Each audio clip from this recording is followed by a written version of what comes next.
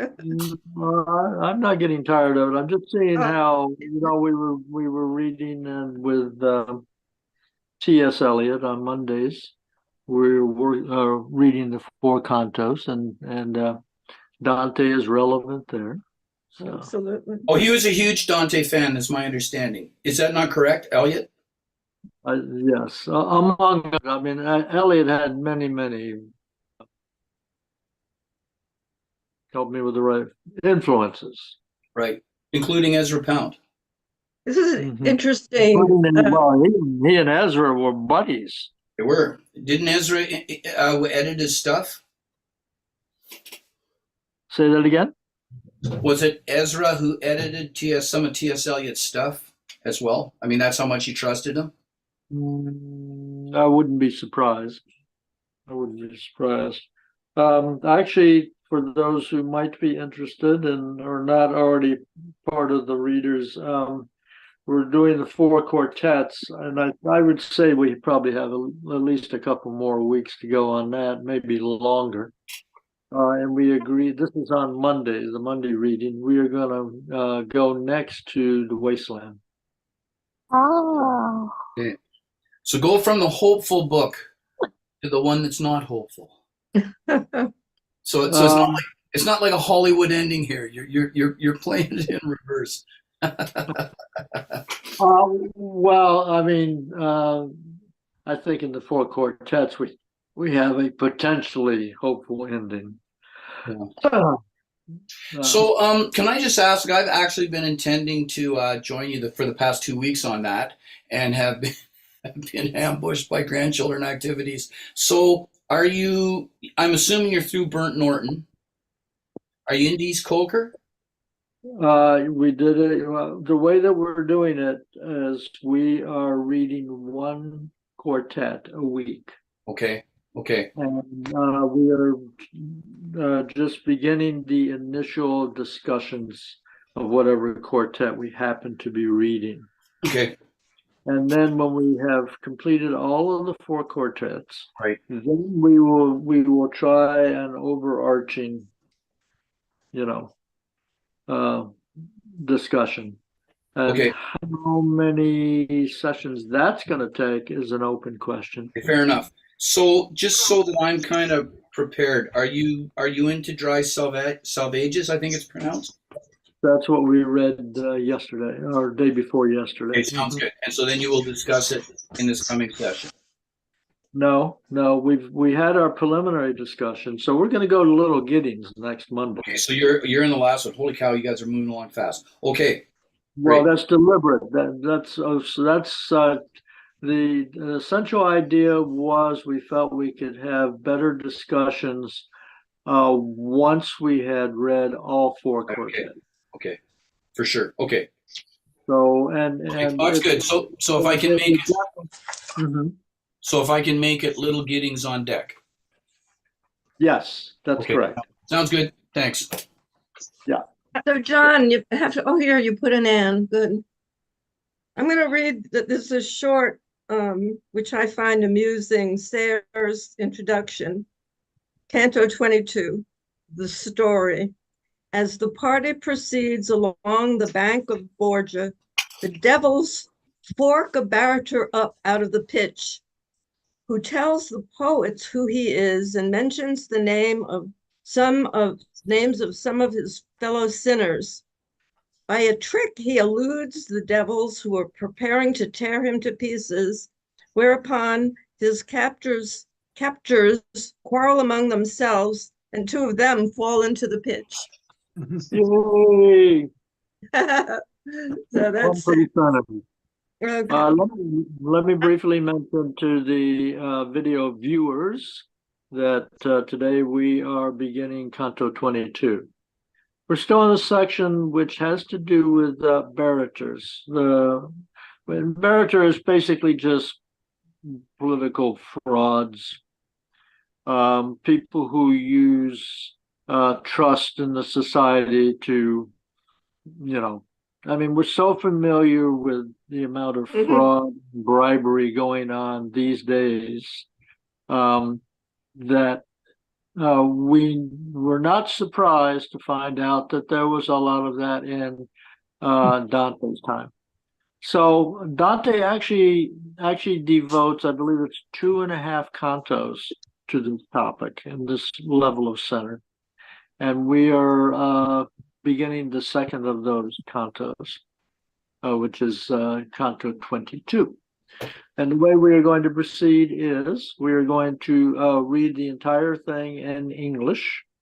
And then after we've done that, we will come back and we will read, starting from the beginning, we will read small pieces and we will have our discussion to clarify and speculate and all this kind of stuff. So that Before you being read, said, yes, you yes. read, I'm just gonna. You can still see me, but I actually did just a search on the word barratry while you were talking, and I think it might be interesting to folks to see what Wikipedia had to say because it's a more narrow definition than what Dante seems to be talking about, and it is this. Barratry is a legal term that at common law described a criminal offense committed by people who are overly officious in instigating or encouraging prosecution of groundless litigation, or who bring repeated or persistent acts of litigation for the purpose of profit or harassment. So the modern use is people who are misusing the court system. Whereas I think what we've been talking about is people who are just generally misusing their public offices. Yeah, I think just to chime in on that, again, I think I said this in one of the earlier sessions that barratry is one of several common law offenses that under common law in England and the United States were limited to basically people who are lawyers or who are unauthorized practicing and engaged in the unauthorized practice of law. So somebody engaged in barratry was somebody who was a stirring up of litigation. And there's another thing called maintenance, which is a similar thing, which is kind of like people who fund litigation and perpetuate litigation on that basis. You see some of that in the Pickwick Papers, for example. There's some going on.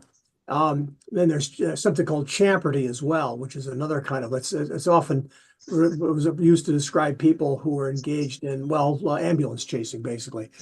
People who, and it used to be in the United States, doing contingent fee representation of individuals was against the law. So contrary to public policy under the common law. But anyway, so yeah, but this, I think you're absolutely right that this barratry is a much wider thing. It encompass all kinds of things like extortion, bribery, abuse of office, and an endless kind of thing of things that we today have more or less narrowed down by criminal law, I think. Were the Simoniacs, this was Canto 19, were they the ones who abused political authority for their own? Church offices. Say that again, Duncan? Go ahead, Dave. Sorry, we all kind of leapt in together, Dee Dee. They are people who abuse ecclesiastical offices. Oh, the ecclesiastic. Right. Yeah, one's the church, and the other is civil society. Right. Mm-hmm. So that's more than lawyers, even though that's the common or the current definition. Yeah, pretty much. Yeah, today. That's my understanding. Yeah, anybody who's making money off of cheating the public trust. Yep. We would have all kinds of stuff. Our taxes to cheat. We have these things called slap suits, and a slap suit is basically for a very well-financed corporation to keep their lesser well-financed opponents in the courts. Yeah, that's happening too. Get rid of the suits by costing so much money, with the weaker opponent, costing the weaker opponent so much money that the weaker opponent just gives up. Yeah, that's happening too. That's interesting what's happening. So go ahead. Sorry, go ahead. I was just going to say, it all goes back to the idea of original sin. Really, of people abusing their knowledge and of the and of existence, Yeah, solely focused on their own gain. yeah. Yeah. So, there's another couple of analogous situations to what you described, Duncan. I know that traditionally newspapers were always nervous about being sued for defamation by well-financed corporations. Even though the well-financed corporations would lose in the end, they were going to really bleed the newspapers in the process. Yes, exactly. And this is one of the problems, and one of the differences, as I understand it, traditionally a difference between the American legal system and the British legal system was the Brits really allowed a lot of liability suits for defamation of character. And the thing about England is if you lose the suit, you pay the other party's legal costs. Mm-hmm. You know what happened to Oberlin College? I can guess simply from the question. Well, some students protested at a ice cream shop because Black students were being treated obnoxiously. So there was a demonstration, and the owner of the shop sued the college. The judge gave the college a bunch, like $10 million or something, and Oberlin just gave up. They gave him the money. Yeah. Yep. You know, this is a very much of an aside thing, but when I was like in junior high schools, we were studying India, and someone made the comment that in Indian law, particularly in Hindu law, that the legal structure became so detailed that everybody in the Brahmin society was spending all of their time trying to fulfill all these rules and details. And for some reason, I thought, God, I bet that happens in lots of societies, that the legal and bureaucratic systems just get so complex and so balled up. And to me, that's a lot of what's going on now. Well, I guess if it's really reminds me of too, when you mentioned put it that way, Duncan. I mean, a lot of what I've now read in the Bible is in the New Testament was about the way that the Pharisaical law and rabbinical law and so forth had gotten to be so complicated by the time Jesus arrived that people were engaged in full time into basically fulfilling all these detailed little regulations and piling more on, you know.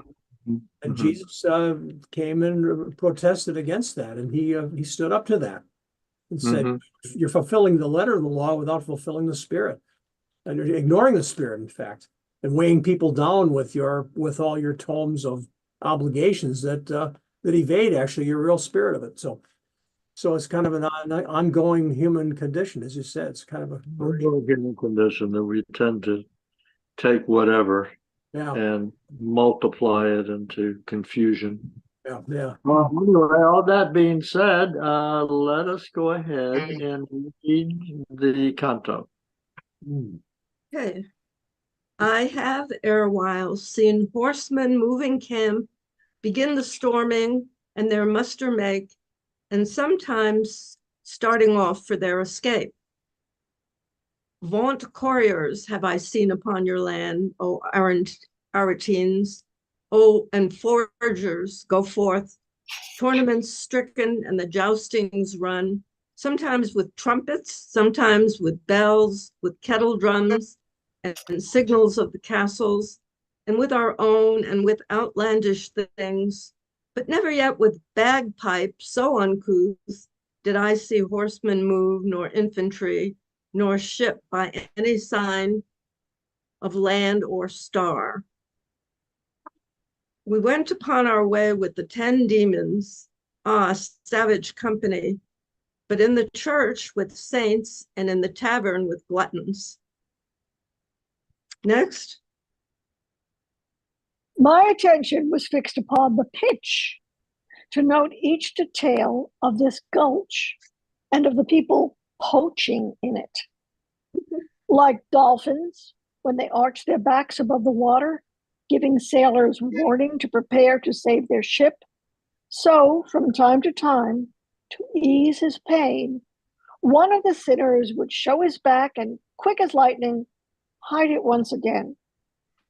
And just as in a ditch at water's edge, frogs squat with their snouts in sight, their bodies and their legs all hidden, the mouth, whoops, I just missed a page.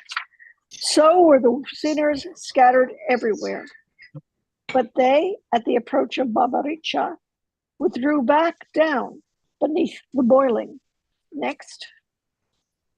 I saw.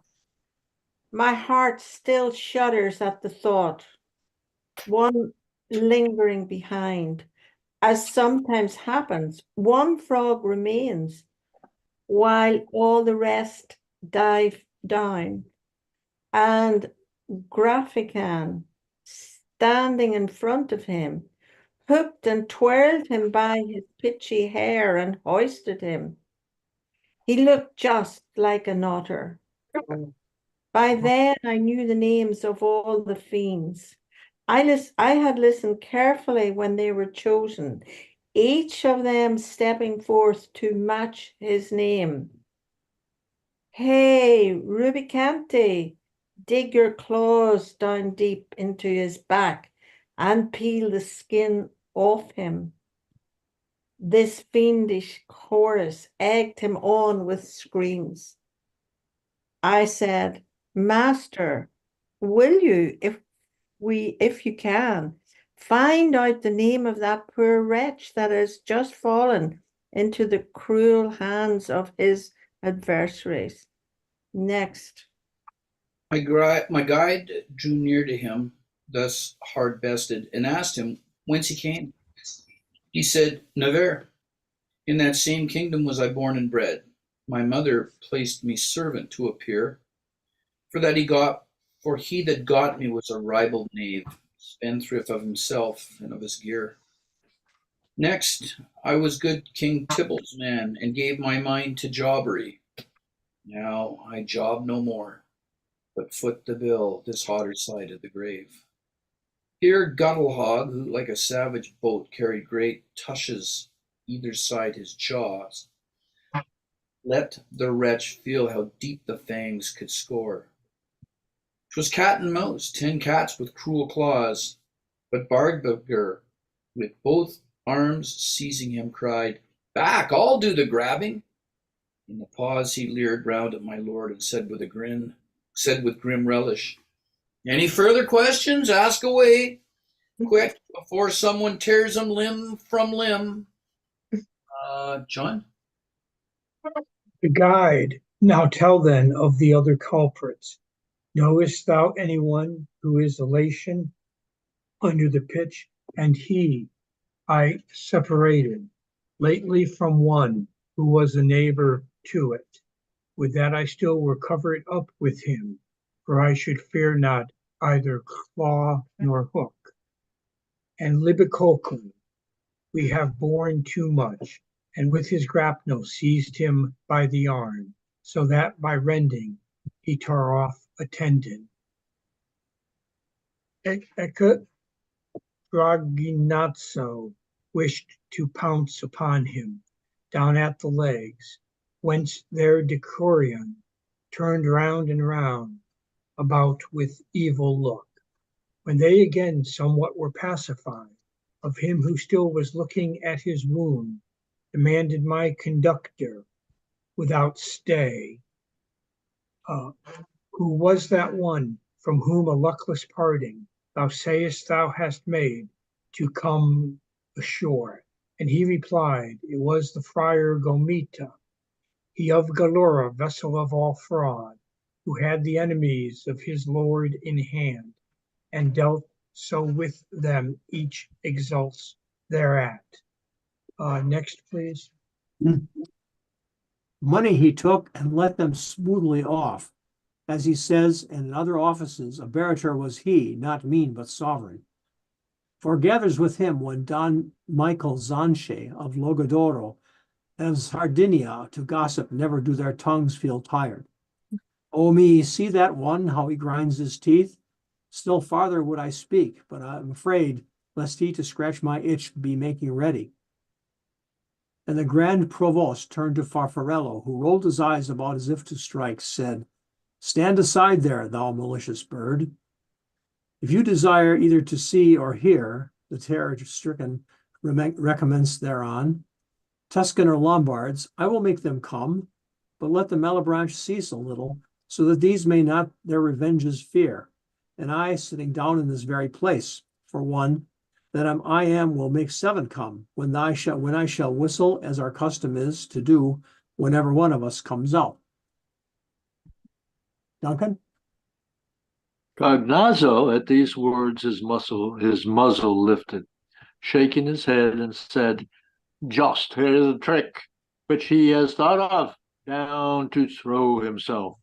Whence he, who snares in great abundance, had responded, I by far too cunning am, when I procure for mine a greater sadness.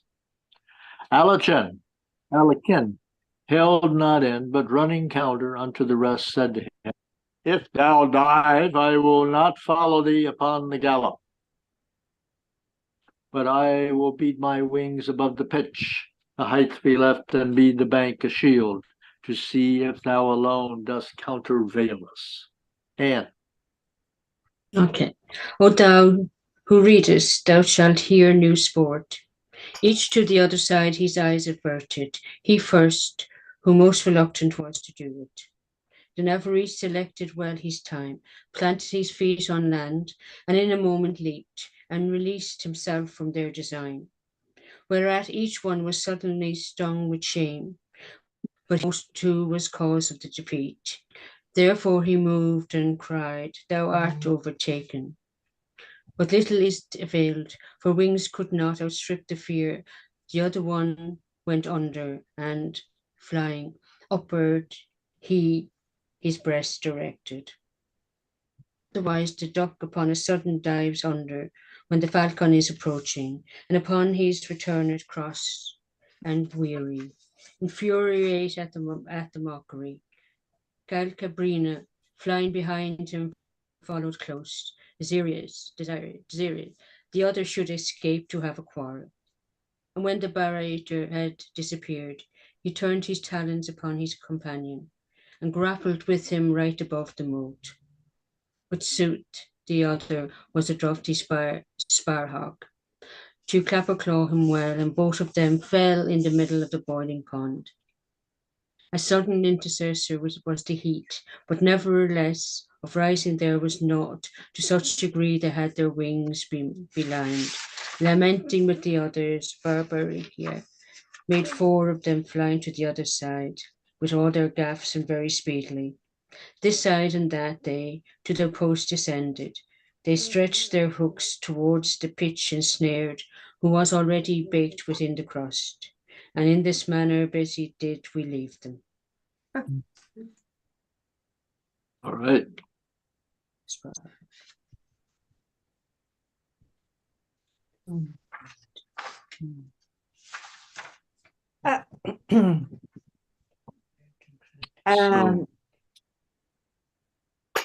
Can I ask, where in the architecture of, we're in lower hell, Mhm. and what, are we in circle 8? Yeah, Just looking, yeah, Yeah, Malabolja. yeah. Okay, all right. can you see? It is hard to keep track, Sylvia. Oh, no, because I've missed a big chunk. Even you if you know. don't miss It's the middle of the diagram. The Yeah. darker, somewhat darker section. That's the Malabouche. I think this diagram or something very close is in Sayers. Yeah, I've got a simple one here, lower hell. Hmm. I don't know if this helps or not. This is Sayer's diagram. And Yeah. I think we're here. Oh, Right. in that. Okay. No, that is very. So, so your question is timely because we did talk about this a bit last week. Is as the punishments become harsher, is Dante becoming more sympathetic to those being punished? Because here at the beginning, he does say something which indicates a certain degree of sympathy. Oh, really? Where's that? Okay. Oh boy, put me on the spot here. Why don't we? Okay. I saw something too. Okay. I'll find it. Okay, we are going to be rereading every Yeah, we're word. getting to it No soon. problem. Okay, so we can just start with. Okay, here we go. who's at I the end? saw and from my memory cannot banish the horrid thrill. What What line are line you? number? And one soul, 31. One soul remain a squatter, as one frog will at times when others vanish. Yeah, So, there I saw, and my heart still shudders at it. Right. And then if at 43 he asks, O master, if thou canst contrive to know who is this wretched criminal. Okay, which in words not Wordsworth, Longfellow is my master, see to it if thou canst, that thou may know who is the luckless wight that thus comes into his adversary's hands. Yeah, and there's one sympathetic character a little bit further along. He had a tough childhood and then he ended up being trained to be a barrator. Right here, yeah, 50, yeah. My Yeah, mother he's a guy. I'm me. quite sympathetic to him. I didn't find myself being that sympathetic. But Uh, his mother placed him as servant to a lord because he was illegitimate. She had born me to a ribald knave, destroyer of himself and of his things. Then mhm. I, domestic, was a good King Tybalt. I set me there to practice barratry. So he He got had a there. tough childhood, but who didn't? And this, where are you getting Bart? Sorry, I think I think this guy, Mark Musa, Mhm.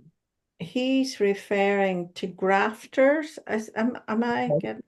Yeah, barratry is one word for graft. Yeah. Mhm. I thought, in fact, I thought maybe when you were reading Sylvia, I thought that he may have used the word jobbery or something like that. Yeah, he Yeah, does in my job. Yeah. Mhm. Well, maybe that's why this canto is so particularly graphic, Mm. because it's dealing with the grafters. Huh? That's a very bad joke, by the way. Yeah. oh, it took me a bit, but I got it. Yeah. It's a I graphic think, novel.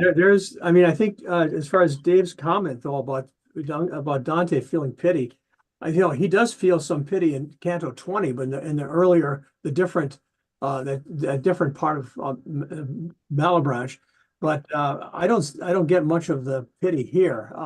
And I think in 20 that was when Dante or Virgil kind of rebuked Dante for feeling pity for these people who were in the other were not quite, didn't seem that sinful somehow.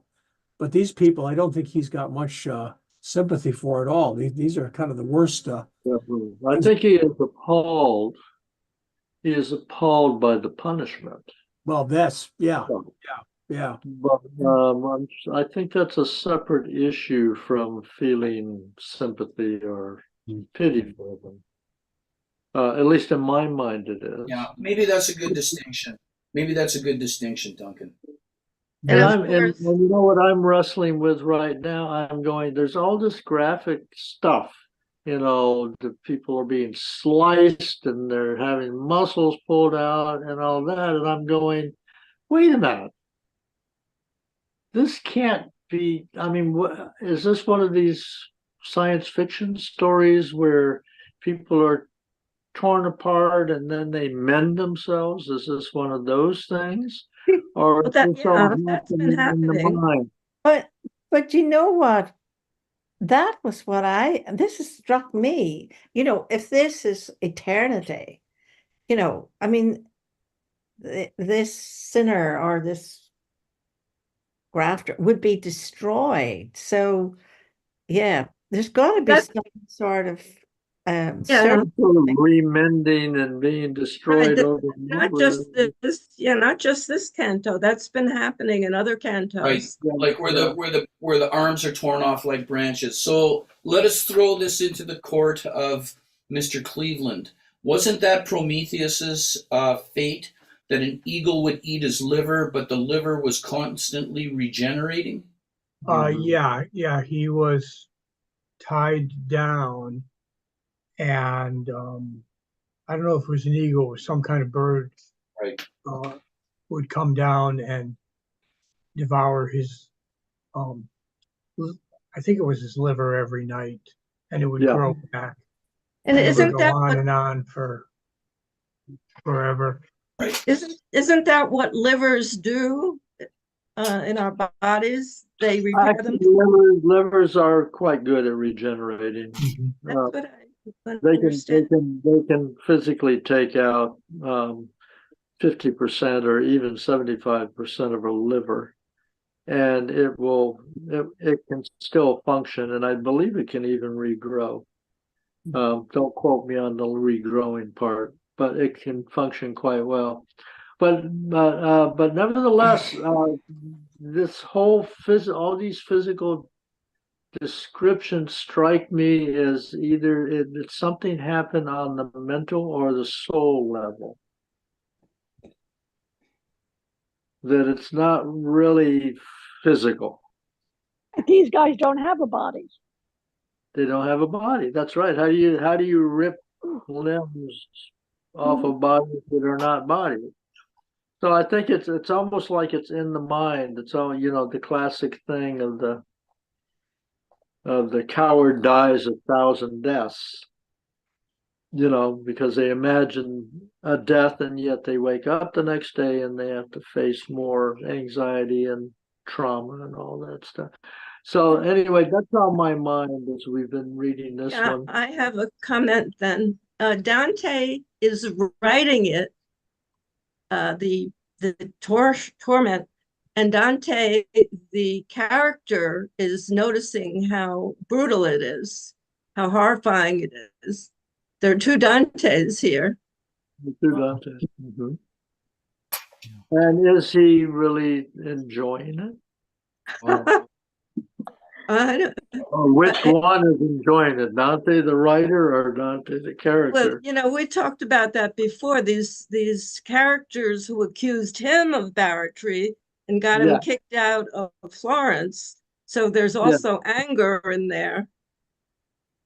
Yeah. It's very similar to James Joyce reaping revenge on people in his literature. Yeah, and he does.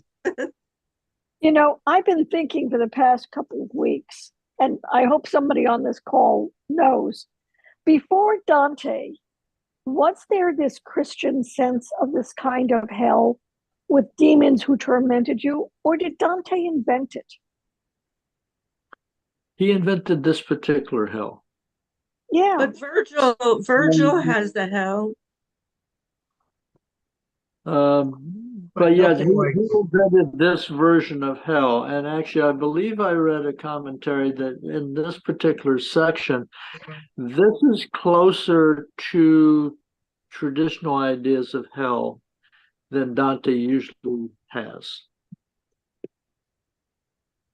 So you're saying before Dante wrote a line, there was this Christian concept of this horrible, tormenting hell with devils.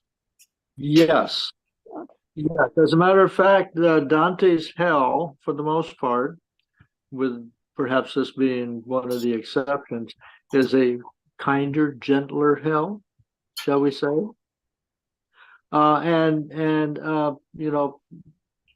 Particularly,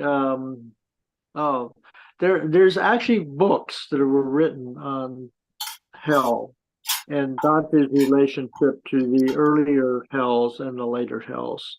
There are, scholarly tomes on the subject. Yeah.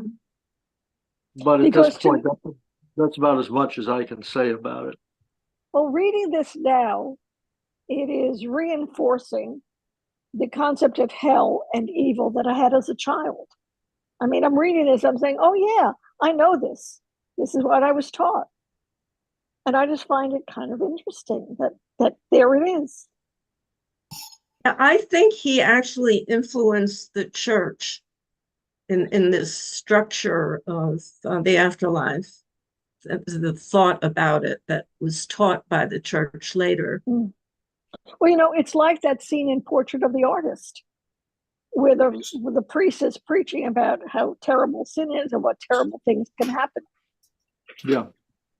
Oh, yeah. That's incredible. Yeah. And that's what I understood as a kid. That's what I was told. All that stuff that was in Portrait of the Artist. Mm-hmm.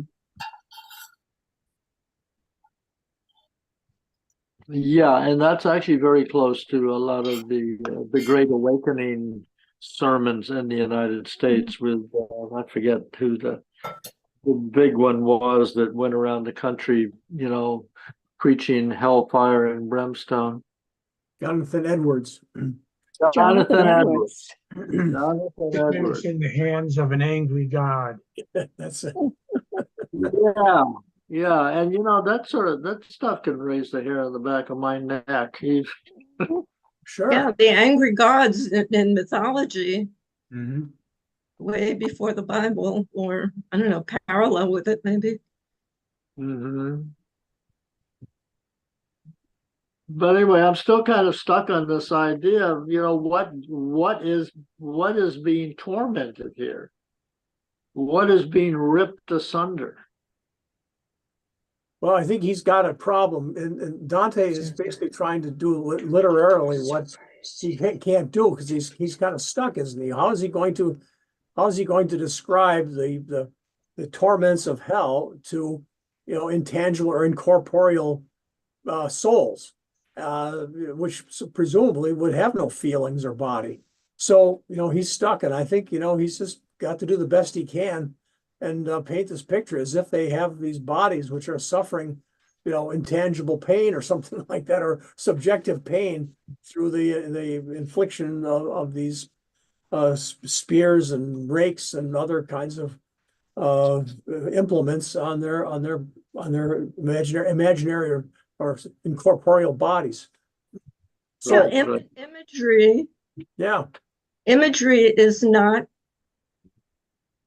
of life, imagery is imagery. Yeah.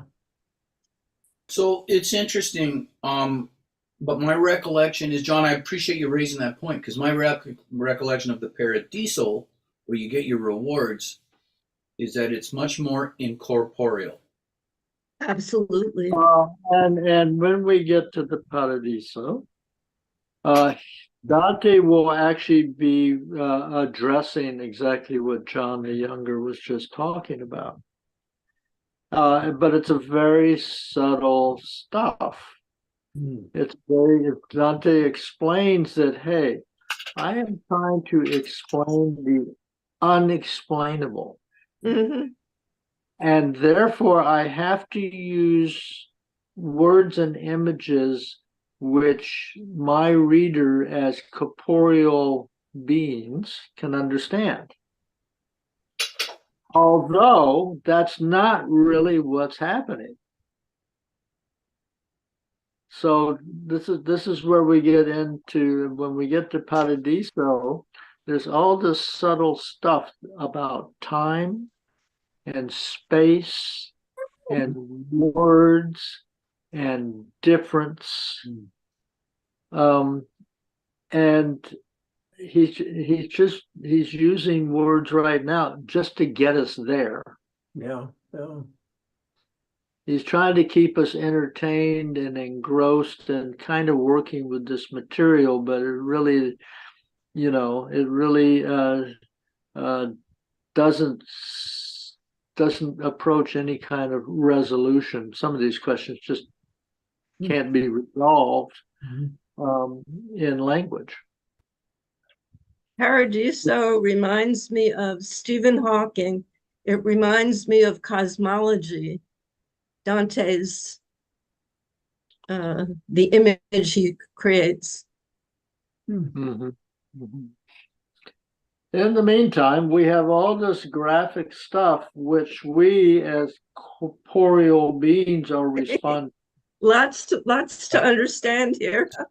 Lots to understand and to feel viscerally. Mm. Yeah. Very viscerally.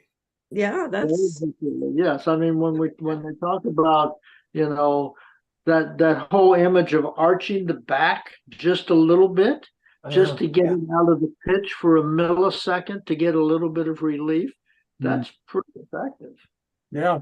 Yeah. Yeah. So here's a question. Does it make us, and I want to emphasize this, not in a moral sense, but does it make us, does his physicality make us feel more connected with the people in the infernal than with the goody two shoes in Paradiso? I just think it seems to me heaven has always had the harder sell because I mean Right. just being good and the delights of the spending eternity watching and singing in praises of God, it's like the book of Revelation is full of sort of images like that, angels with harps and so on, that kind of thing, the saints with harps and singing and glory, glory, hallelujah. I mean, that seems to be hard. That's a hard to sustain kind of idea as compared to, the fear of ending up in a place like hell where you're going to be roasted or boiled or whatever for, day after day, minute after minute. I mean, that's sort of like, you don't have to get too far there and say, I don't want to go there. But, you think, well, what's the incentive wanting to spend your eternity strumming on a harp? I don't know. So no, that's a good point, because I think what you're saying is, and I mean, Lois, jump in because you had a Catholic childhood too, but that the carrot is less enticing than the stick is powerful. Exactly. Yeah. I Yeah. think so. Mhm. Because you know But, what, but we can all remember that's the church. right. That's the church, and I would make the argument that the church does that because, like it or not, the church is a political body, Right. and it is trying to whip people into line. It's not as concerned really about a person's eternal soul as it is in maintaining control on the earthly plane. And Dante has got to work mightily and very hard to get the reader to the point to where we can start in part appreciating the more subtle arguments or more subtle descriptions. And yes, from the corporeal point of view, the tranquility and the singing and all that in heaven is not really a very attractive condition, because we are looking at it from the point of view of beings immersed in time, language, and bodies. Right. Yes. And the argument ultimately will be, hey, that's not really that important. We are not going to be in time. If we get to Paradiso, we're not in time. That's right. What was it? Was it C.S. Lewis, Duncan, who said that in our current condition, heaven would be a love for heaven would be an acquired taste. I thought that was kind of spank on, because you're right. We're physical people, so to come back to what Minnesota John said. I mean, would you rather have a harp or sing in a choir, or get together with Cacho, the glutton, and go have a good meal? Yeah. Hang out with John Falstaff. Yeah. Yes, exactly. Oh, for sure. But it seems to me that you have a stick and a carrot here. And the Uh-huh. stick is more scary than the carrot is inviting. Yeah, I agree. Yeah, I agree. Yeah. Well, we've definitely got the stick going on in this content. Oh, boy.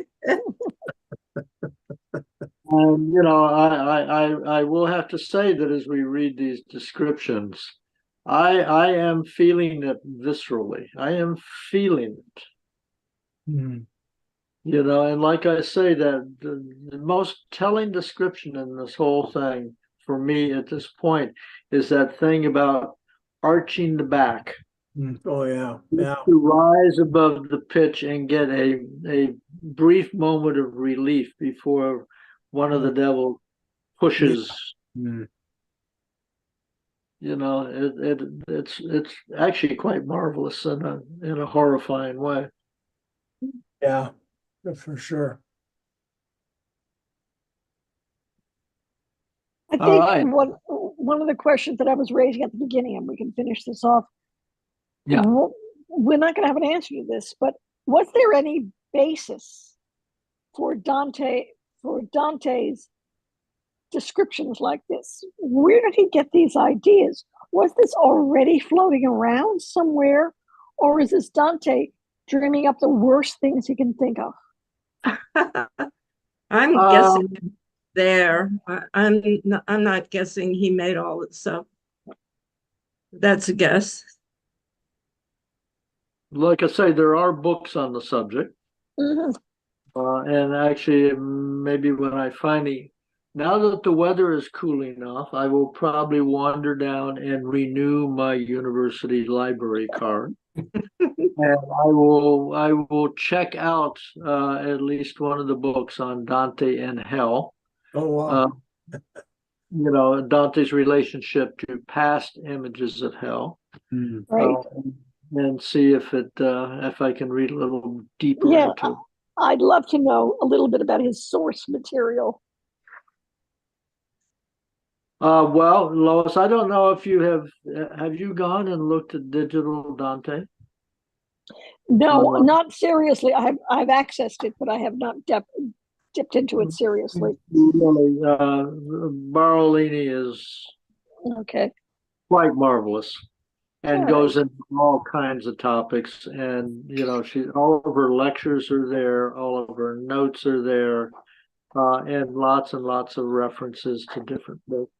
So it's well worth. In fact, if I were in New York City, such as you are, I would probably try to figure out some way to at least attend one of her classes or meet her and thank her for her work because it's quite marvelous.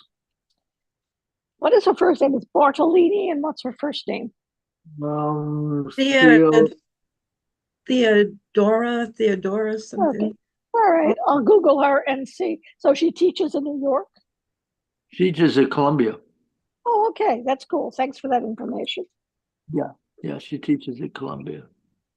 Teodolinda. Mhm. Teodo Linda. That's her first name. Theo, Linda. Dio. Okay, Yeah, great. just remember digital Dante. Just Yeah, type in I have. digital Dante and you will get there. Yeah, Great. Thanks so much. The Undivine Comedy, if anyone wants to learn Italian, is also an Italian education. If you want to try to learn Italian. But modern Italian, not medieval Italian. You know what? I don't know what she's translating from. It could be either. I think it's probably the old. They're reading classic, you know, the original Italian in her classes. Okay. And part of all of she makes it a point in her class. The students are going to read all of the Italian. So in a 2 hour, generally her lectures are about 2 hours or so, and she has students reading.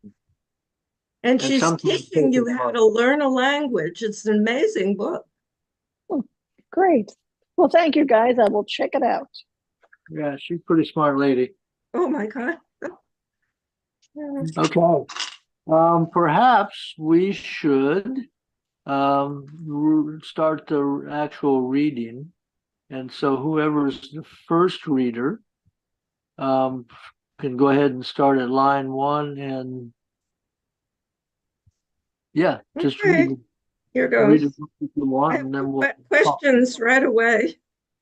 Mhm. I have erewhile seen horsemen moving camp, begin the storming, and their muster make, that must be their attack, and sometimes starting off for their escape. Vaunt couriers have I seen upon your land, O Aretines, and foragers go forth. Tournaments stricken and the joustings run, sometimes with trumpets and sometimes with bells, with kettle drums and signals of the castles, and with our own and with outlandish things, but never yet with bagpipes so uncouth did I see horsemen move, nor infantry, nor ship by any sign of land or star. And of course, that bagpipe is the last line of Canto 21. Sylvia, were you here last week? Sylvia, were you here last week? No, I wasn't. Okay, so what they're referring to is the last line of the last canto. One of the devils to send these guys on their way farted, and it says he had made a Oh. trumpet of his ass, and that's what this is Oh. referring to. Oh, right. Oh, Okay. thank you, Dave. I just see, and he blew back with his bugle of an asshole in my, because I have a different. Right, right. And Dee Dee, your translation uses the word bagpipes. Are we to say that the sound of bagpipes is the equivalent of a fart? Yeah, Lassie, keep your tongue off the bagpipes there, Lassie. Yeah, that's an uncouth I bagpipe. do not ken what you're talking about. Of course, he could. I don't know what, I don't know where mine's. I don't know sorry, what line is that? Hold on. It's Canto 21, line 139. The It's last, the very last line of the previous Oh, canto. no, I've got that. But in I this, think he may not like bagpipes either. no, I don't have bagpipes, no. No, it's not Oh, you bagpipes. don't have bagpipes. Okay. It's bells and trumpets and drums, but I don't see anywhere that actually says bagpipes. But is it signaled to set off by such strange bugling? No? Line 10. Yeah, it looks like the Italian. Well, I don't know what Cenamella is. Yeah, No, I What haven't. line is that? that's on 10. In the Italian on line 10, the last word is Cenamella, and I've got to see what that translates into. It's What? it's bagpipe, but Really? I doubt that in Dante's time he was referring to a bagpipe.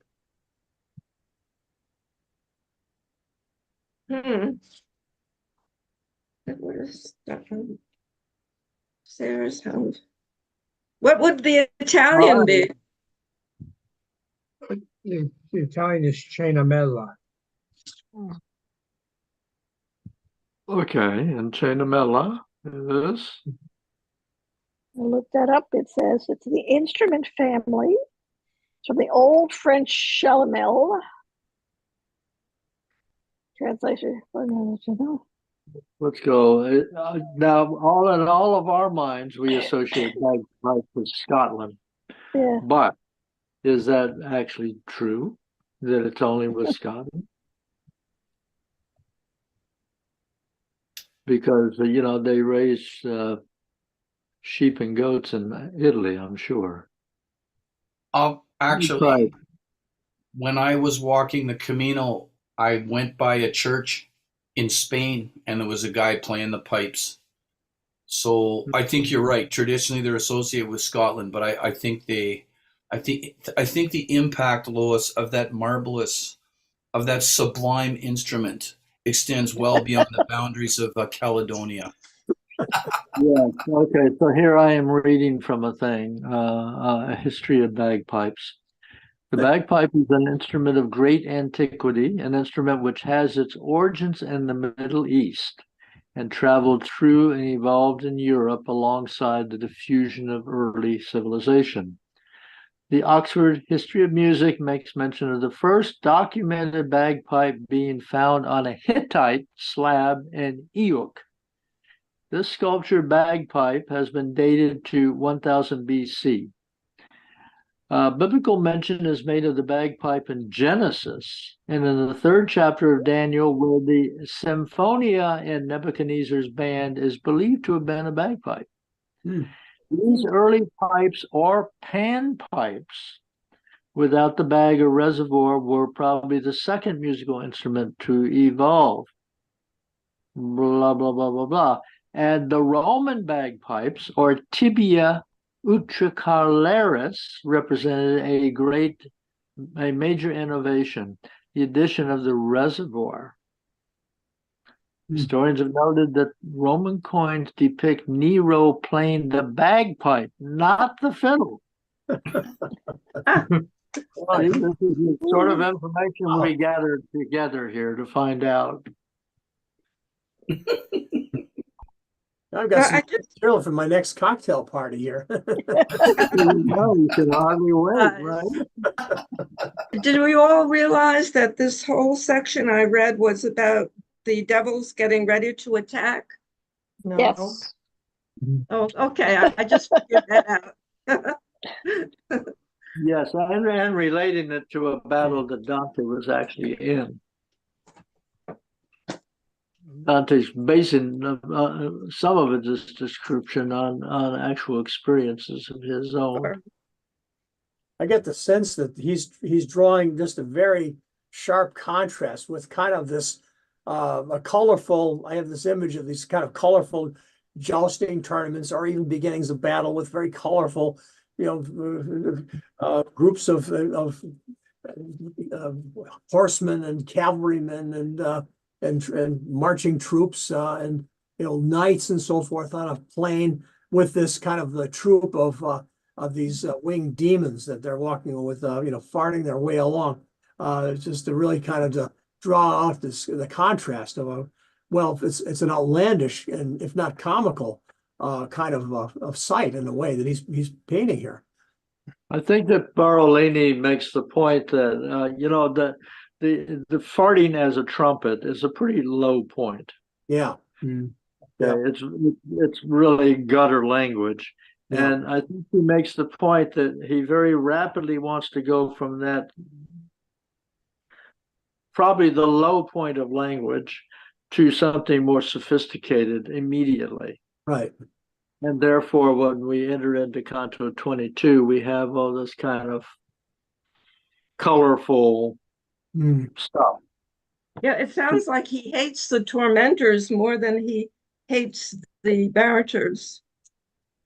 Yeah, that's a good point. He doesn't seem to like them very well, does he? That's a good point.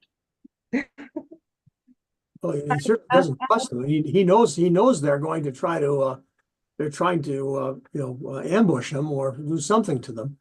So he's kind of wary of this crowd. Mm. And it says in my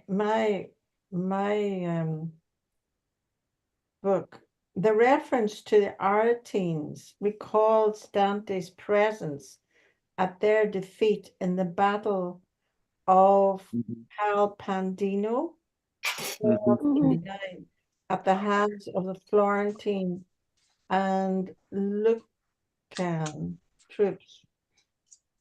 Mm-hmm. Did you find that last week or something? No? Well, they do have a mention of the battle in Canto 21. That's the first mention. Oh, right. This battle, where apparently, if I remember my notes correctly, Dante was a pretty scared fellow.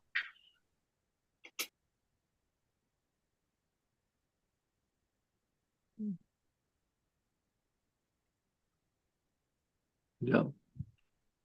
Okay. Where have we read to? We're up to, I think, line 13. On 9 or 10. Someone else the next person can go. Okay.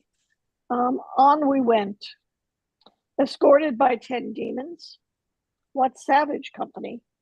But as they say, in church with saints, with guzzlers in the tavern.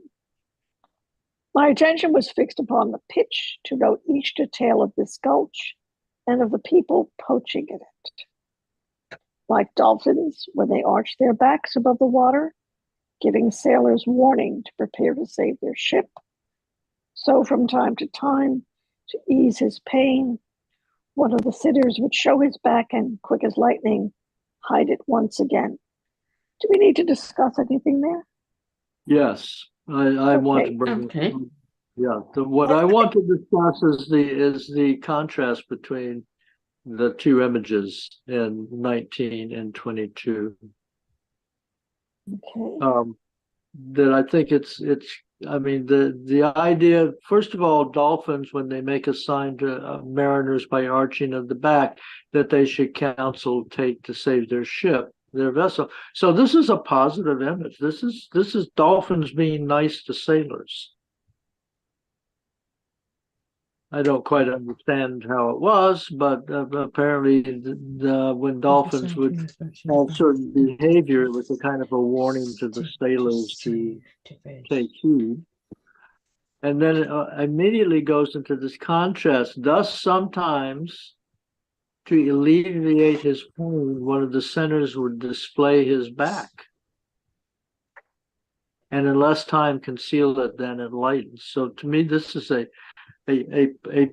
positive immediately contrasted with a negative, Yeah.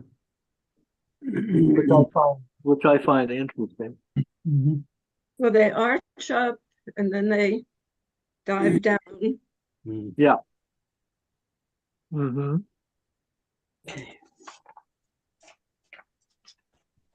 So that's all I had to say about those particular lines. Yeah, but in mine. He talks about cooking souls, and somebody else has poaching. You've got poaching. Yeah. Mhm. Well, they're poaching in that pitch, I like you're just poaching a fish. I know. I just that really struck me the last time Yeah. I entered it as well. Mm. Well, Sylvia, I think you were not here for Canto 21. Is that No. correct? I've missed a whole lot. If you go back and you read Canto 21 sometime, you'll find out that Dante goes in quite a long way into describing the use of pitch in repairing ships in Venice during the winter time. And then, once again, we have a positive image for that. But then the pitch is what is being used to torment the sinners in this particular level.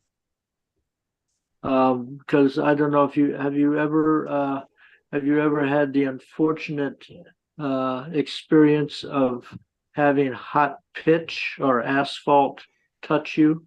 Ugh. It's pretty terrible. Horrible.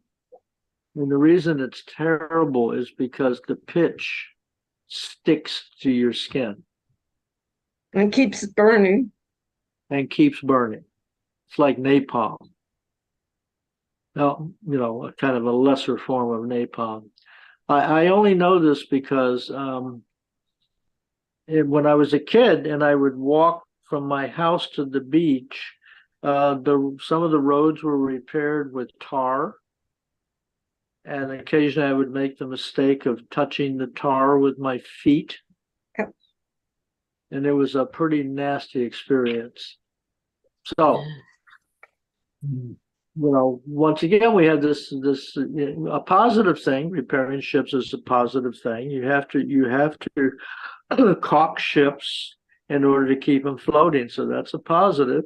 But then the pitch is also being used to poach these sinners. What line is the poach the word on? I'm looking for it.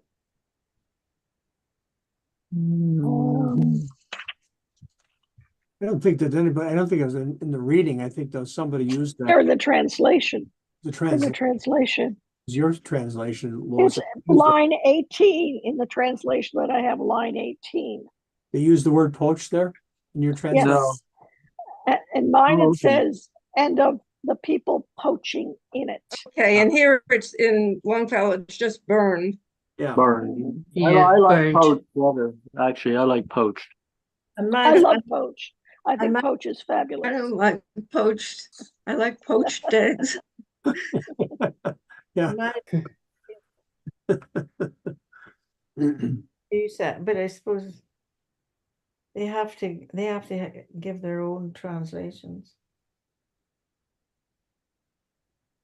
Yeah, if we had the Italian here, Oh, Just- yeah. It uses the word incesa, but I don't know what that really means. Just John, do like you have the Italian? burned or something.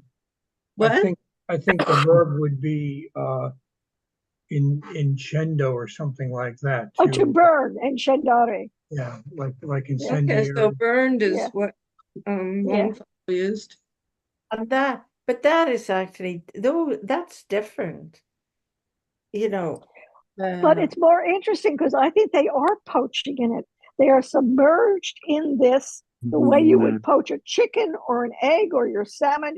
You put it in under the water so that the water is all around this thing and it poaches. And that's how these poor souls are. They're in the pitch above them, they are below, and this is above. But somehow the word seems to be making light of the situation. That translator's choice. Mhm.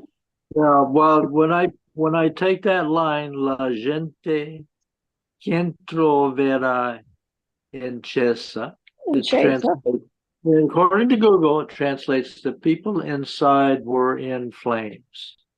Mm. So that's different. and there's a, and there's a, yeah, but anyway, there's different.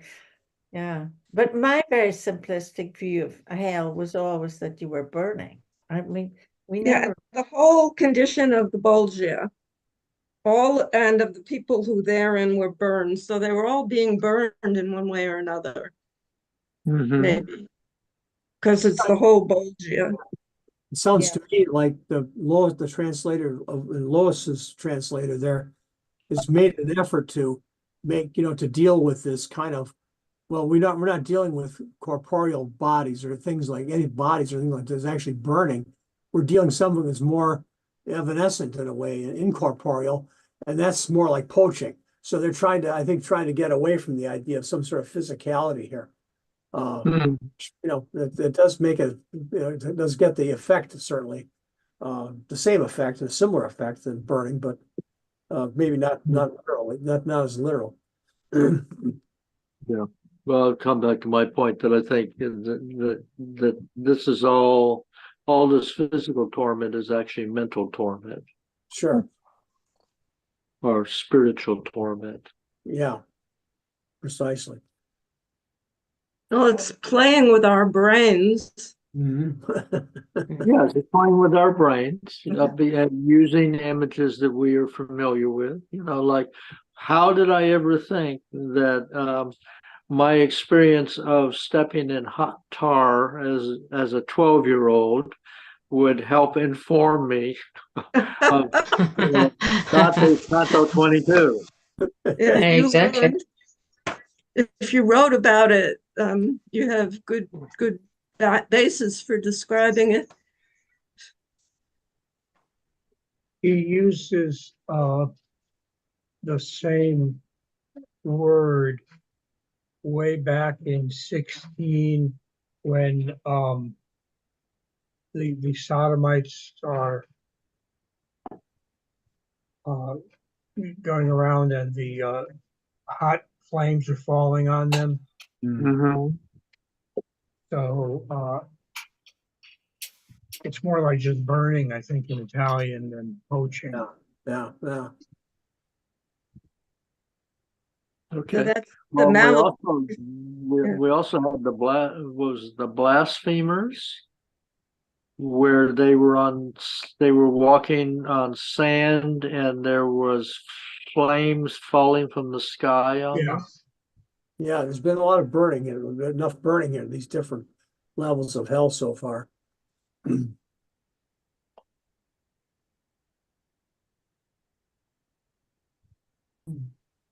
Are we ready to go on to the frogs? I think so. I finished reading Who's After Me. Okay. Sylvia. I'm next. Okay.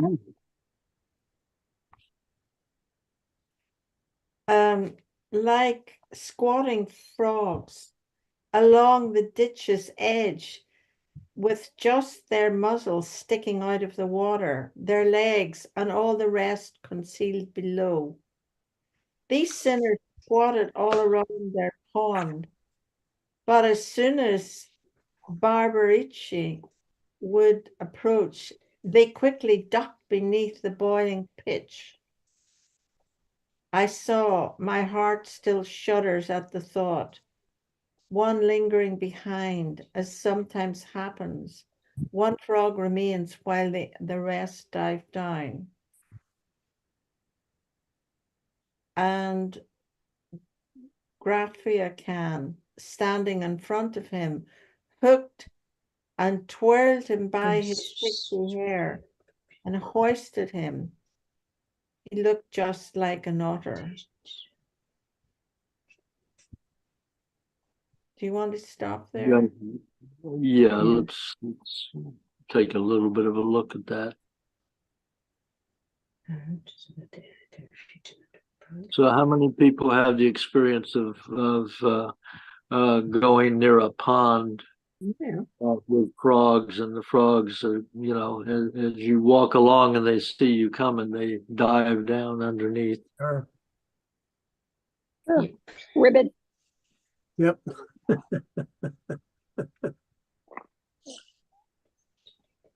And I would just add to that, if you happen to be a mischievous kid who sets out to catch one or two of them, boy, they're hard to catch. Yeah. Yeah. I think that's what Dante's working with here too. Yeah. Well, they're hard to catch because those devils back in the in Dante's time were poking at him. Right.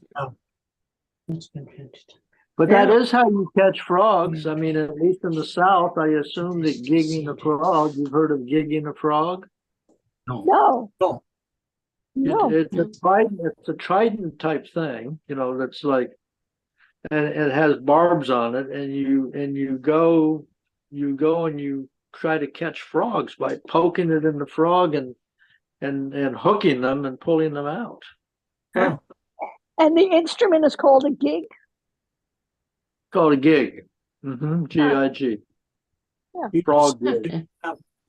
They use the same kind of instrument in Norway to hunt eels in the fields. Interesting. Okay. Oh, okay. I went gigging I don't think they call it, but they had a trident kind of thing. I went with a relative of mine and he took me out in the fields, and the eels, they slither through the fields, and you go out at night with that, and you basically try to stab your eel with one of these things. Yeah. Just for your information, if you have time, and you type in frog gig in Google search, one of the search things, they will present you with many variations of the gig. Yeah. I've never heard that term before, though. Oh, me neither. Mm. Huh. Funny. Oh, Relative to the current use of the word gig. Yeah. so this is really. I'm looking at the Google image page of these frog gigs, and whoa, those are formidable, fearsome-looking things. I'm assuming that this is the frog does not survive the experience. That you're going for frog's legs or something like that, right? Exactly. Yes, you're out to catch frogs so you can take them home and cook them. Okay. And eat the frog Okay. legs. Holy cow. And this is Yeah. useless information for most of you, but in the Texas A&M University, they're they are rivals with the University of Texas. University of Texas is represented by the Longhorns. So their fighting thing is hook 'em horns. And in the Texas A&M, it's gig 'em Aggies. So there's another aspect to this. The poor frogs, the cruelty to frogs, the way frogs are used in biology classes, even with young students. There's a whole issue here. Frog rights. Well, Right. if you're curious, the best time for frog gigging is late May through early September. September. I think we're all on it. Tell me, And we have a heading here. I have an article here on what to wear when frog gigging. tell me, do you eat frogs' legs in the States? Yes, yes, Yes. What? and delicious. No, but is it in French restaurants or is it a dish? It's mainly in French restaurants, but you can get them in other locations. Well, in the South, believe me, Yeah. they're not serving them in French restaurants, although they Right. may be Cajun restaurants. Right. But you can get frog legs. I mean, it's cheap. It's poor people's food, like catfish or crawdads. You know, it's all cheap stuff and very abundant at certain times of the year. And do you And eat snails as well? Yes, snails. I do. This is interesting. Snails. Yeah. Inferno is about the cruelty of humanity. Well, I'm thinking of the Muppet movie where Kermit was concerned about frogs' legs, and he had visions. He had visions of frogs on crutches. There's my man. And tell me, who is Barbarici? Barbarici. It's just the name of one of the devils. It's just the name that is given to one of the devils. Yeah, I was looking for that. Command? And apparently there is a background of who those devils are that And what their names are. scholars have written about. And it's like speculation. They don't really know as far as I could find out. I Googled it a little bit. He's means curly beard. Yes, Butterbuck. And I mean, I'd bet anything Dante And has he's second most individual- important after Malakota. There's been I'm useless looking for that information. note. I'm looking for that note in Hollander that translates all of the devils. Yeah, not all of them though. Some of them seem untranslatable. So there's SEA or that guy, SEA or Scarmiglione. He's ruffle-haired, very curly beard. Cal Cabrina, one who walks on frost. Okay. CAGNAZZO is bad dog. And LIBICOCCO is a Libyan hothead. A female member. The sole female member. That's interesting. She come up. And I assume that these are my old notes. So I assume that's probably where I got all this. Well, Hollander goes into the whole thing, so I will not repeat the ones you Hollander, mentioned. okay. Gracia Cane, scratch dog. Rubicante, red face. Chiriato, swine face. Draginazzo, vile dragon. Farfarella, doesn't translate that. Cognazzo, low hound. So, And also, if I can be crude, there is a possibility that Barbaricho really, instead of translating into curly hair, is actually pubic hair. Yeah. Certainly on one of my more ribald days, I would I would go in that direction. I'm just giving you the information. That's right. Yeah. Yeah, Don't I- shoot the messenger. My own stance is very neutral. Yeah, I think there's something about that in what we already, some reference to that in what we already read. That's as far as I go knowing. Okay, so you know what? It is 2:28. How time Okay. flies. 328. When you're having fun.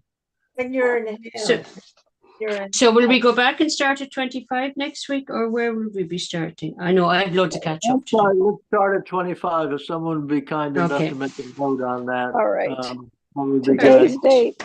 Today's Okay. date is the 27th. That's where we ended on the 27th. You want to start at 25 again and just review that next week? Yeah. Yeah. Okay, yeah, I've got it marked.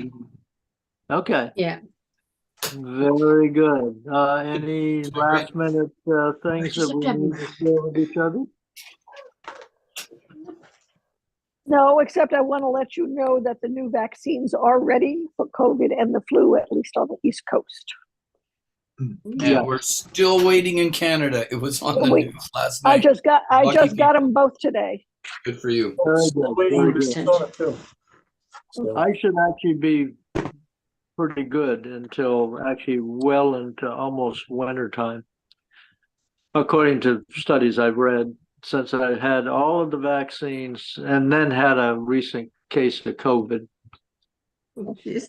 Yeah, but there's something where you can't have a vaccine for I don't know, a couple of months or Period. There is a period of time, yeah. Yeah, there is a period. Mm-hmm. Yep. Okay. Well, thank you all very much. Thank you. Thank It's been a you. lot of fun and very interesting. thanks for the good reading today, a good conversation. This